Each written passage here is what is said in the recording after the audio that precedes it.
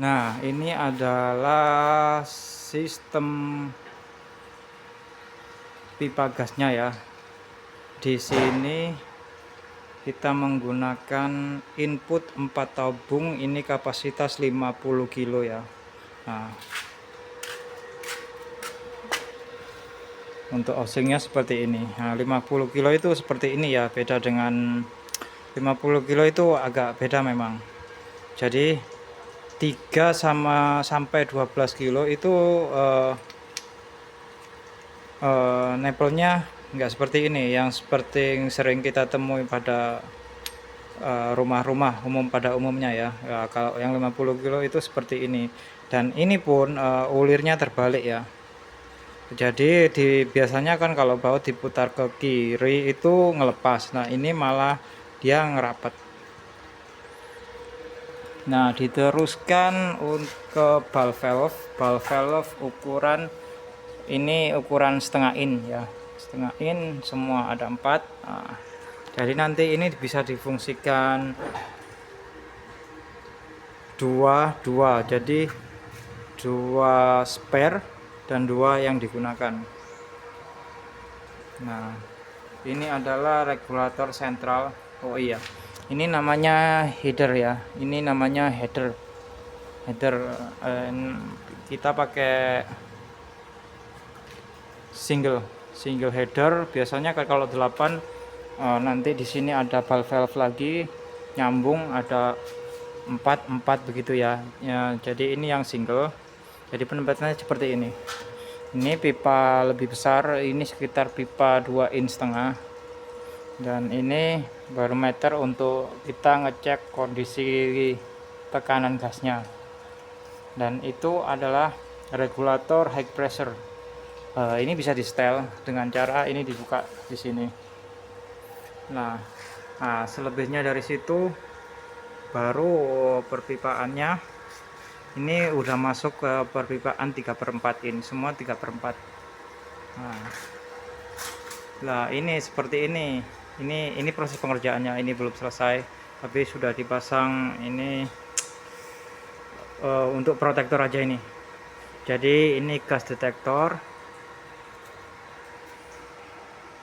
Jadi cara kerjanya itu seperti ini ya. Ketika mengalami kebocoran gas dan alat gas detektor ini mendeteksinya, maka si gas detektor ini akan mengirimkan sinyal ke kontrol panel ini. Nah, kontrol panel itu menginstruksikan si solenoid valve ini untuk menutup sistem, untuk menutup gas ya. Jadi mencegah resiko lebih besar ya. Mungkin di dalam juga ada gas detektor, mungkin bisa ditempatkan beberapa titik.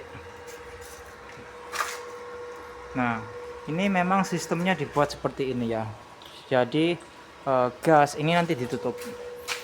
Nah, yang normal itu seperti ini. Jadi ketika gas mengalir, ini hanya mengizinkan untuk melewati ini. Nah, melewati ini kan sebagai protektor ya. Ini untuk pemutus gas otomatis. Jadi ketika mengalami kebocoran, ini akan menutup aliran gas. Nah, ketika dalam keadaan normal, gas mengalir baru masuk melewati ke dalam. Nah, jika terjadi kebocoran di dalam, detektor yang di dalam akan juga mengirimkan signal, kemudian diteruskan ke kontrol panel. Kontrol panel menginstruksikan solenoid valve untuk menutup gas secara otomatis agar resiko bisa lebih dikurangi. Nah, ini memang fungsinya seperti ini ya. Jadi ini memang jalur untuk protektor. Nah, ketika ini ditutup, mungkin dalam satu kondisi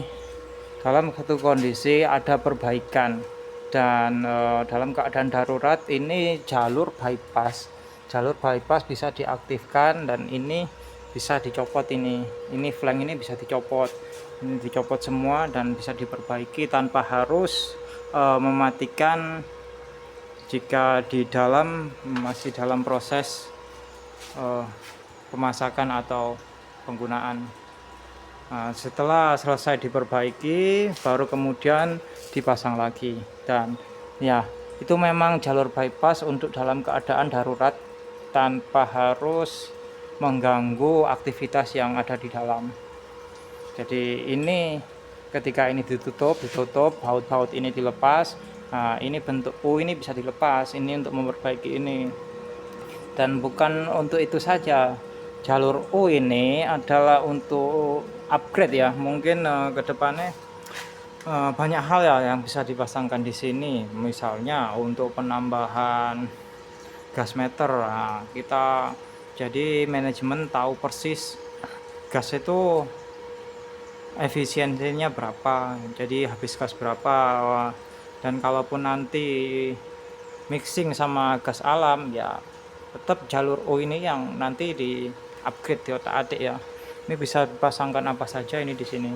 Jadi memang ini jalur yang memang untuk upgrade dan untuk bisa dilepas. Nah, kontrol panelnya pakai ini yang digital, ini bisa di set nanti kita